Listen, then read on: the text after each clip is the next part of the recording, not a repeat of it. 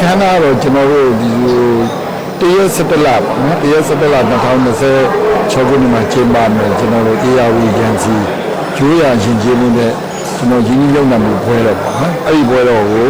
ကျွန်တော်တို့ပထမအကြိမ်ကိုကျွန်တော်ကြီးကျယ်ခမ်းနားပါနော်နိုင်ငံတော်စစ်ကျင်းပမှာပြုလုပ်တဲ့အတွက်ကျွန်တော်တို့ကဒီမန္တလေးမြို့ကန်နေရကျွန်တော်တို့ဒီ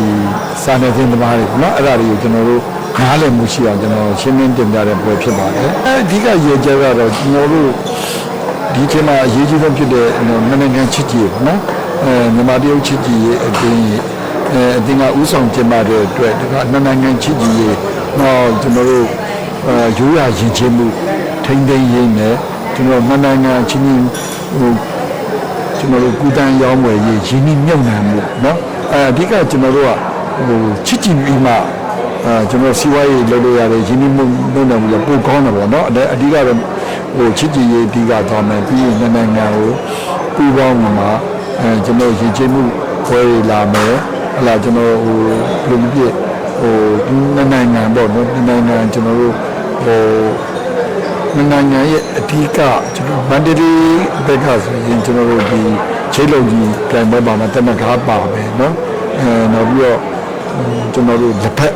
เนาะအဲ့အမျိုးလေးပါမယ်ပေါ့เนาะတရုတ်ဘက်ကဆိုပါမလဲဆိုကျွန်တော်လေရီတရုတ်လေရီရေးရတယ်ပါမယ်စက်ကူကြီးကကြီးတိုက်စက်ကူကြိုက်เนาะစက်ကူအယုတ်လေးကြိုက်တာပါမယ်ပြီးတော့သူတို့အင်္ဂလိပ်ကိုတရုတ်စာပြန်ပွဲပြန်ပါမယ်နောက်ပြီးမှကျွန်တော်ရိုးရပေါ့ကျွန်တော်ဖက်ထုတ်လောက်တာတော့မုံနေပါမယ်နောက်ပြီးတော့ fashion show ပေါ့show ရ fashion show ရှောက်တာလေးပါမယ်ပေါ့နော်အဲ့ဒါလေးနဲ့နိုင်ငံရည်ကျင်းမှု culture ကိုအခုခေတ်လူငယ်တွေကျွန်တော်တို့ဘာတွေဆိုတော့သိရအောင်စူးစမ်းပြီးလှုပ်ဆောင်မှာဖြစ်ပါတယ်ကျမတို့နိုဝင်ဘာ1ရက်2ရက်3ရက်ပေါ့နော်3ရက်ဒီ